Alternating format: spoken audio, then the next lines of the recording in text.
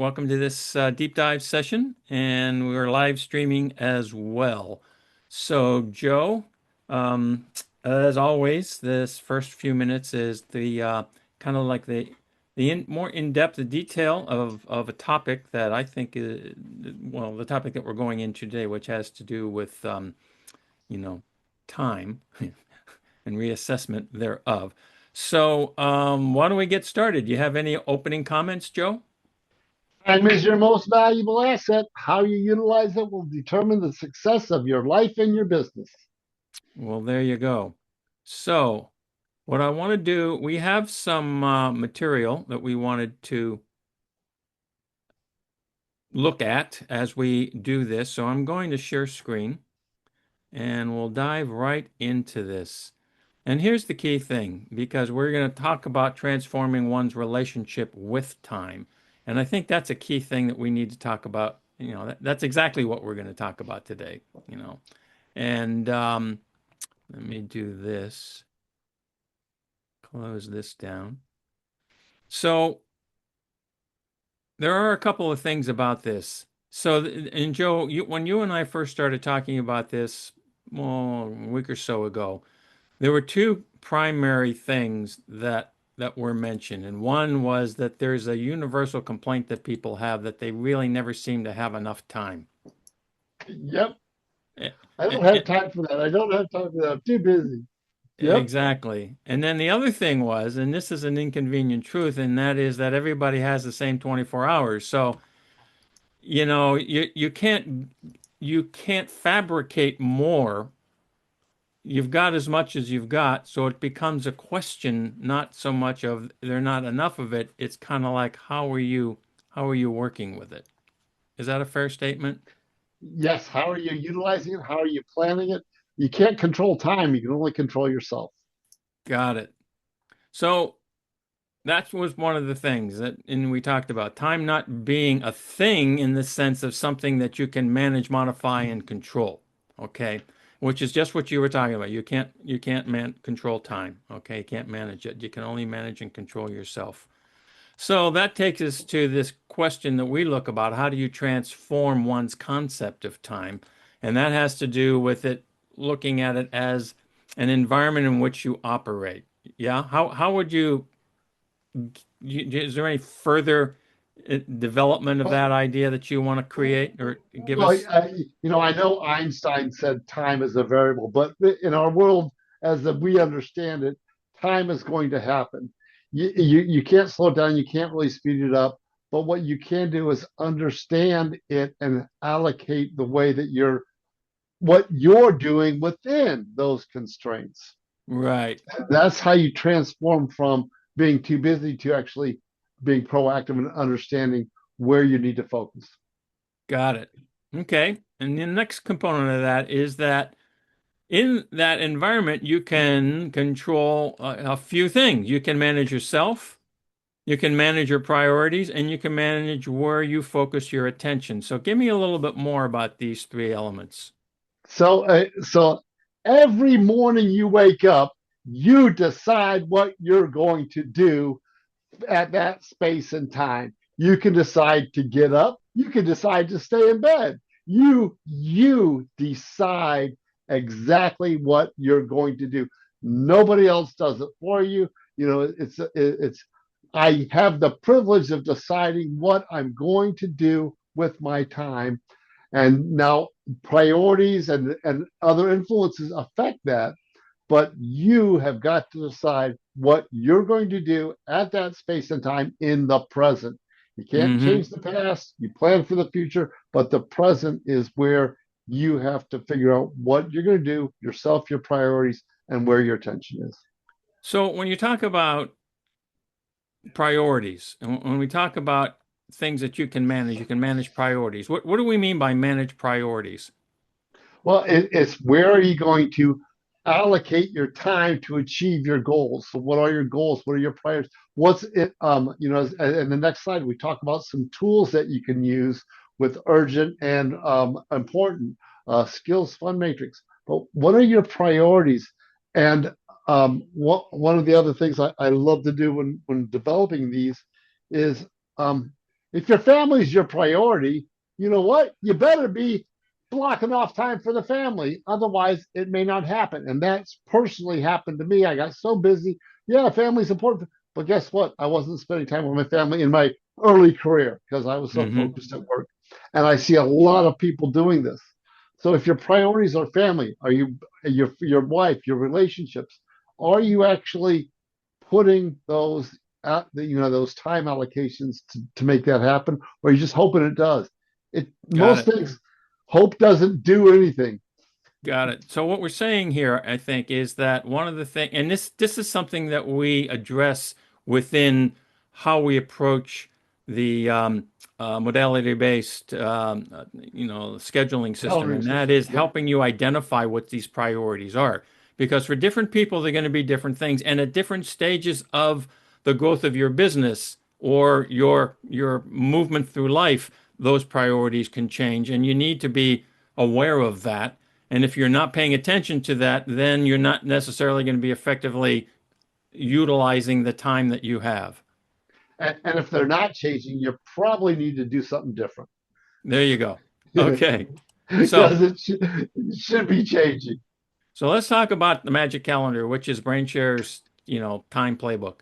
And one of the things that we talk about is the modality-based time blocking. And I know we talk about that in the course, etc., but can you give us again a little summary of what this is? Well, if you're thinking like a CFO, you're not going to be very good at sales. So you want to put, it's your hats. What hat are you wearing at that space and time? And you get very effective and efficient in that time block of focusing at those activities. And that's one of the uh, major strategies within the system. So when we talk about a modality, we're talking about understanding what function you're addressing at that particular moment. Because a CEO, especially an entrepreneurial company where you are, you have pretty much, there's one, two, three people in the company. You've got all these different things you got to do. You are yeah, you're the CEO, but you're also the salesperson, you're the finance guy, you're the production The VP person. of marketing, you're You've the got, yeah, operations. so you have all those things you got to do.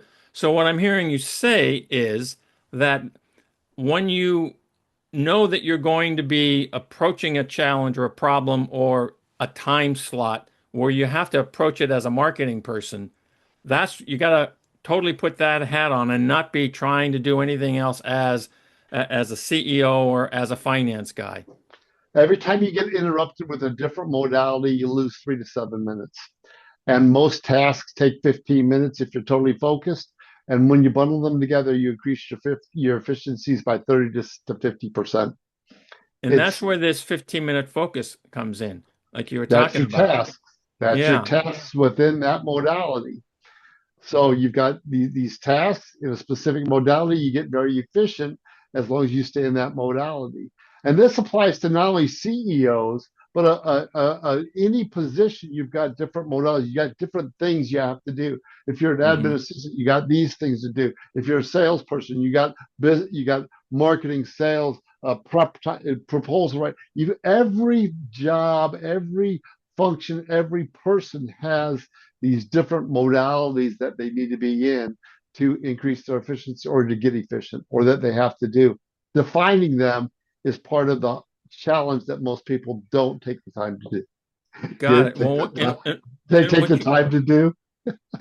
and what you just said there, as far as every role, every person in the company. So what this speaks to me, says to me, is that as the owner of the business, um, when you come to appreciate this modality, the Magic Calendar, the BrainShares time playbook, and utilize the modality-based time blocking environment, that this is something you should be providing as education to your team members because it impacts their level of efficiency, their level of productivity, and can reduce the kind of stressor moments that might happen between you and them for, confusion. Well, it affects your profitability, it affects your time allocations, your prior, it affects everything, but it needs to start at the top. Right, Walk the talk. If you're not doing it, your team's not going to do it. It's like when you got kids, it's they're gonna do what you do, not what you say. right. So the behavior's got to be modeled for the organization to cascade out through the organization, increase efficiencies, focus, and profitability in the end of the Got day. it. Got it. Okay, so that takes us to the five keys that we talk about for directing attention. The first of which is to distinguish the urgent from the important. What is the difference between urgent and important? So urgent, it has to get done right now. And this goes back to the Stephen Covey's First Things First and Seven Habits of Highly Effective People. Most people spend 25 of their percent of their time on urgent, unimportant things. Now, think about that. If it's urgent, how can it be unimportant? It's a hallucination. And people spend 25% of the stuff doing urgent stuff that doesn't matter. It's not important. So, When we so is this, identify those, does this mean that urgent, what, it becomes a question of what actually is urgent then? well, it's your brain. Your brain's the biggest competitor you have is your brain. We think it's urgent, but is it really important? If it's not important, it probably doesn't need to get done. It's a hallucination. And then If there's it's not, urgent. but that does that mean that it's not urgent? Well, yeah, it probably doesn't. It's not urgent, but what we think it is. I've got to Okay. do this now. So But if it's not how important, do we distinguish whether something how do we determine whether something is truly urgent and that actually needs to be taken care of now? it's an easy question. What happens if I don't? Got it. To me, that urgent and important methodology is what happens if I don't? Is it really urgent?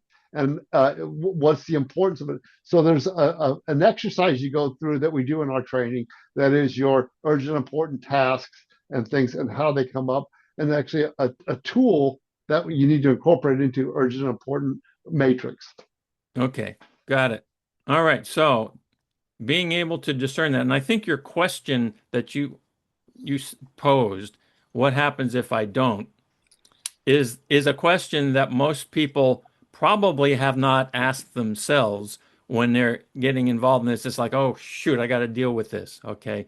And what happens if I don't? Well, that means I'll have to do it later. Okay, well that's what that's not that means that you don't have it ain't urgent enough to do right now. Maybe it's important, but it isn't of a level of importance that it's urgent enough to do right now. Yeah, Got it. or the other question is, do I need to be doing it, and do I need to be doing it now? Gotcha. And that All gets right. into the delegation aspect. Oh, W- this is a huge one. We'll Plant. be looks like we We'll have a do questions at question. the end. We'll do them at the end. Well, keep your question there, Cesar. Okay, next, pre-plan and after action review. What do you mean by that? So this one gives you a huge productivity. If you plan your day every morning and look at what I need to get done, your subconscious mind starts working on those activities. At the end of the day, you review your day. What did I accomplish? What didn't I? What do I need to move forward? And then look at the next day or two and let your subconscious mind actually start working on the issues. Your subconscious mind works twice as hard when you're sleeping as when you're awake, and we enable our subconscious mind to work for us. Our conscious, it doesn't take the energy that it does. So planning and reviewing every day and every week is critical. So something that came to mind to me when you mentioned reviewing at the end of the day, um, and what, and then you said something about you can, I think you said reschedule. Reschedule anything that may But not have but gotten done because the stuff point, happens. yeah, but the point of this is that it's okay. It's okay if you didn't get it all done in the time that you had allocated, or something came up that caused that time slot to need to be either truncated or repositioned or whatever. That's okay, and you don't have to go freaky about it because it's happened. I had a client the other day that said, "Oh, I didn't get this done today." I said, "Well, we'll put it on your calendar." "Well, I don't have time." I said, "How long is your calendar go out?" And they're like, "What do you mean?" I said, "How long does your calendar go out?" And they're like, well, forever. I said, exactly. It probably doesn't need to get done today. You can schedule it out for next week, next. It may not need to ever get done, but allocating the time ensures that gives you a 80% probability of getting done. If it's not on your calendar, the probability of getting something done is 17% if it's on a to-do task list. So Gotcha. this is a key one. All right. The next one was pause when changing modalities. You mentioned earlier that when you flip back and forth between the term we use is modalities, but shifting hats, Yep. that you actually lose time, or because you have to recalibrate. 3 to 7 minutes. So what we recommend in the brain show the in our training is a 15-minute break between shifting modalities, and allows you to change modalities, allows you to reset your brain and move forward. Now, does that always happen? No, but it gives you a shock absorber throughout the day. Hmm. Got it. So the fourth one was know what to delegate, which ties into our skills fund matrix. And delegation is the key thing. And a lot of business owners will have a challenge with delegation. Delegation is a skill just like anything else, and to develop a skill you've got to practice it. You've got to identify it, and we recommend a 4-step process in our training on how to identify what to delegate and then how to delegate. Got it. Big difference between delegate and abdicate. Right, right. Because that's what happens a lot of times with in certain areas. I say, oh, well, I'm the CEO, but I now have a VP of marketing, so I don't have to even think about that anymore, which is not the case. You don't you Which can't just will walk guarantee away from you it. you will not get what you expect. Right. Guaranteed. When you abdicate, oh, you didn't do it right. Well, you didn't delegate, you abdicated, so you got what you got. Gotcha. And then the fifth one of these is plot the roadmap. So let's talk about the distinction between putting the blocks on the calendar from your modality-based process and plotting it on the roadmap. So the roadmap is typically a long-term thing, 90 days to a year of what needs to be accomplished in the business. Now, Hmm. things like implementing your CRM. Well, that's going to, okay, you're not going to do that in one day, but you're going to put that on the roadmap, and then you're going to allocate time in your daily calendar to actually achieve that. So the Okay. roadmap is the strategies and the bigger things that need to happen. You break that down into your daily activities, weekly activities And that goes on the calendar. So these on two the calendar. things, these two things are work together. They're your puzzle pieces. Without a Gotcha. roadmap, you're just going to spin around the calendar. Without the calendar, your roadmap doesn't get accomplished. Understood. Okay, so that takes us to the next screen, which is the books that we have that are pertinent to this topic. One of which is your book, BrainShare, and because this is really one that clearly delineates the distinction between the modalities and how you need to operate, and it provides clarity, some level of clarity on the way that you would utilize the modality-based scheduling environment, which is very clearly presented and dealt with in our course. But the book is the foundation for the course. Absolutely. And now this was written specifically for a CEO or a leader within an organization, but you can extrapolate it down to managers or individuals. So Hmm. you start at the top and then break it on down. So that is the foundation for everything. And then Eat the Frog is all about procrastination because everyone procrastinates something. Got it. And understand that you're going to procrastinate. Actually, plan for it because you know it's going to happen. Might as well plan for it. And first things first is really about that the urgent, important, and how do you identify what your priorities actually are and do them first. Got it. Otherwise, they get uglier and uglier as time goes on. Ain't that the truth? Well, we've reached the back end of our conversation here, which is a good thing, I guess. So, are there any closing comments that we have relative to the what we've talked about today as it pertains to, your the trans really what we're talking about is adjusting the way you view how you operate within this framework of time. Is there any closing comments? Well, it's transforming from the way you're doing it to achieve your goals and what your aspirations are. So we're transforming the way you think about time. The other thing that I lost my train of thought. There was something there, time allocation, time. Um, but it really is about transforming the way you think about how you utilize your time.